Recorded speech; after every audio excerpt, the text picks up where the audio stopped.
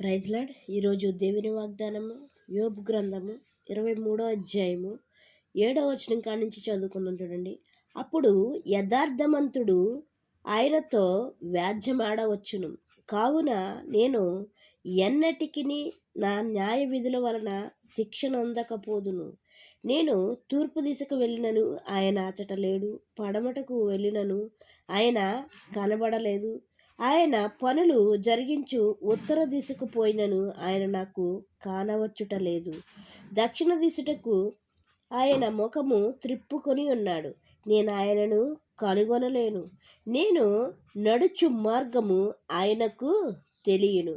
ఆయన నన్ను శోధించిన తర్వాత నేను సువర్ణము వలె కనబడుదును. నా పాదములు ఆయన అడుగు జాడలను విడువక నడిచినవి. నేను ఇటు అటు తొలగక ఆయన మార్గమున అనుసరించి తిని, ఆయన పెదవుల ఆజ్ఞ నేను విడిచి తిరగలేదు. ఆయన నోటి మాటలను నా స్వభావముల కంటే ఎక్కువగా ఎంచి తిని. ఇక్కడ ఏమని చెప్తున్నాడంటే, నేను ఎక్కడికి వెళ్ళినా కూడా దేవుడు ఉన్నాడు, కానీ నేనేమనుకుంటున్నానంటే నాకు కనబడతలేదని అనుకుంటున్నాను. కానీ దేవుడు అన్ని చోట్ల ఉండగలిగినవాడు. మనము చేసే ప్రతి పనిని చూడగలిగినవాడు. చూడడానికి ఆయన దేవదూతలని పంపగలిగినవాడు. నువ్వు నీతిగా ఉంటూ భక్తిగా ఉంటూ దేవునికి ఇష్టకరంగా జీవిస్తూ నువ్వు ఏది అడిగినా ఆయన ఇస్తాడు. కానీ నువ్వు నీ ఇష్టం వచ్చినట్టుగా ఉంటూ మరలా దేవుని దగ్గరికి వెళ్ళి నాకు అది కావాలి ఇది కావాలంటే దేవుడైతే ఇచ్చే దేవుడు కాదండి. ఇక్కడ ఏమంటున్నాడంటే, నేను నడుచు మార్గము ఆయనకు తెలియను, ఆయన నన్ను శోధించిన తర్వాత నేను సువర్ణము వలె కనబడుదును అంటున్నాడు. ఏంటంట? ఆయన శోధించిన తర్వాత. ఎందుకు శోధిస్తున్నాడంటే నువ్వు నడిచే మార్గం ఆయనకి తెలుసు. ఏంటండి?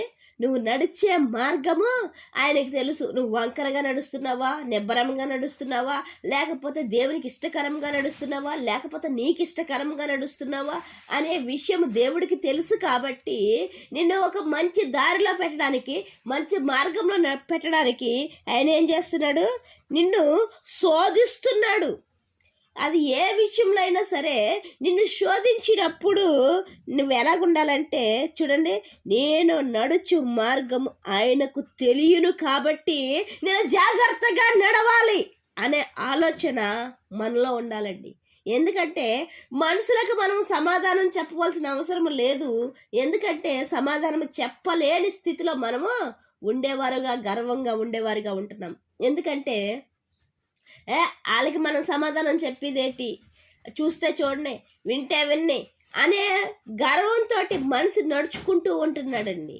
ఎందుకంటే మనుషుల కళ్ళైతే కప్పగలము, కానీ మనము దేవుని కళ్ళను మనము కప్పలేము.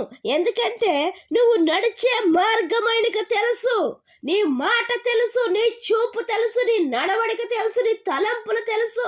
నువ్వు చేస్తున్న ప్రతి పని కూడా ఆయన ఎరిగిన దేవుడు. నువ్వు మనుషులకి లెక్క చెప్ప అవసరం లేకుండా గర్వముగా ఉంటున్నావేమో. అయితే వాక్యముతో మాట్లాడుతున్నాడు. నేను చూస్తున్నాను నువ్వు ఎలా నడుస్తున్నావో, కాబట్టి నీ నడక సరిగ్గా లేక నేను ఒక దెబ్బ కొడుతున్నాను. ఎందుకంటే ఒక దెబ్బ కొట్టి నేను సరి చేయాలనుకుంటున్నాను అని వాక్యముతో ఆయన మనతో మాట్లాడేవాడిగా ఉన్నాడు. నేను నడుచు మార్గం ఆయనకు తెలియను, ఆయన నన్ను శోధించిన తర్వాత నేను సువర్ణము వలె కనబడుదును. అప్పుడు ఎలాగైపోతున్నామంట? బంగారములాగా మారిపోతున్నామంటే అండి. ఎప్పుడు ముందు సరిగ్గా నడవకుండా ఉంటే దేవుడు ఏం చేస్తున్నాడో ఒక లెంపకాయ కొడుతున్నాడు. కొట్టిన తర్వాత అప్పుడు సరవుతున్నామంటండి. నిజమేనండి. మనకి కష్టాలు వచ్చినప్పుడు దేవుణ్ణి మర్చిపోయేవారుగా ఉంటాం. అన్నీ ఉన్నప్పుడు దేవుణ్ణి మర్చిపోయేవారుగా ఉంటాము. కష్టము రాగానే పరుగు పరుగును దేవుని సన్నిధికి వెళ్ళేవారుగా ఉంటాము. ఆయన ఆపద మొక్కులు వాడండి కాదు కదా, ఆయన నిత్యము స్తుతి నొందదగిన దేవుడు. కానీ మనం ఏం చేస్తామంటే మన అవసరాన్ని బట్టి మాత్రమే ఆయన్ని స్తుతించుకునేవారిగా ఉంటాం. మన అవసరాన్ని బట్టి మాత్రమే ఆయన్ని కొనియాడేవారిగా ఉంటాం. మన అవసరాన్ని బట్టి మాత్రమే ఆయనకి ప్రార్థించేవారిగా ఉంటాం. మనకు అన్నీ బాగుంటే మనకు ఎవరు అవసరము లేదు, దేవుడు కూడా అవసరం లేదు కదండి. అయితే తెలుసు ఆయనకి నువ్వు ఎక్కడి నుంచి అయితే ఏ మెట్లయితే ఎక్కుతూ ఎక్కుతూ ఎక్కుతూ ఎక్కుతూ పైకి వెళ్తున్నావో ఆ కింద మెట్లు నువ్వు మర్చిపోయిన రోజున మరలా తీసుకొచ్చి నిన్ను అక్కడే దించుతాడు ఆయన. నువ్వు ఎక్కడానికి కారణమైన మెట్లను నువ్వు మర్చిపోయినట్లయితే మరలా తీసుకొచ్చి నిన్ను అక్కడే దించుతాడండి. అయితే వాక్యంతో నీతో నాతో మనందరితోటి మాట్లాడుతున్నాడు ఆయన. నీవు నడిచే మార్గాన్ని నేను చూస్తున్నాను. నువ్వు మనుషుల కళ్ళైతే కప్పగలవు, కానీ దేవుని కళ్ళని కప్పలేవనే విషయాన్ని వాక్యంతో నీతో నాతో మనందరితోటి మాట్లాడుతున్నాడు ఆయన. మాట్లాడినప్పుడు ఏమంటున్నాడంటే, నువ్వు సరిగ్గా నడవకపోయినట్లయితే, ఆ విషయము నాకు తెలిసినట్లయితే, అది నేను చూచినట్లయితే నిన్ను శిక్షిస్తాను. శిక్షించైనా సరే నిన్ను మంచి మార్గంలో పెట్టడానికి చూస్తానని వాక్యంతో ఆయన హెచ్చరించేవాడిగా ఉన్నాడు. మంచి మార్గంలో పెట్టిన తర్వాత ఏమవుతున్నామంటే అండి, బంగారం లాంటి జీవితముగా మారిపోతుందంట. సువర్ణం అంటే బంగారం. నేను సువర్ణము వలె కనబడుదును. దేవుల్లో ఎక్కువగా ఎదిగిన వాళ్ళ ముఖము మనము ఆ తేజస్సును చూడలేమండి. ఎందుకంటే ఆ ముఖ కాంతియే వేరు. ప్రార్థనలో ఎక్కువగా ఎదిగిన వాళ్ళు అయితే నీతిగా యథార్థంగా భక్తిగా మనం ఉంటూ దేవుని సేవించి ఏది కావాలైనా అది అడిగితే ఆయన ఇవ్వడానికి సిద్ధంగా ఉన్నాడు. వంకటింకరగా నడుస్తూ మనం అడిగినట్లయితే ఆయన ఇవ్వడు. అయితే ఆయన ఇవ్వాలంటే ఫస్ట్ మన నడత ఆయనకి ఇష్టకరంగా ఉండాలి. ఆయనకి ఇష్టకరంగా ఉంటూ మనకి ఏది కావాలో ఆయన అడిగేవారిగా ఉందాం. మన జీవితాలను సువర్ణంగా మార్చుకునేవారిగా ఉందాం. దేవుడి చిన్న పరిశుద్ధ వాక్యం దీవించిన గాక. వాక్య పరిచర్యలో మీ సహోదరి. ఆమెన్.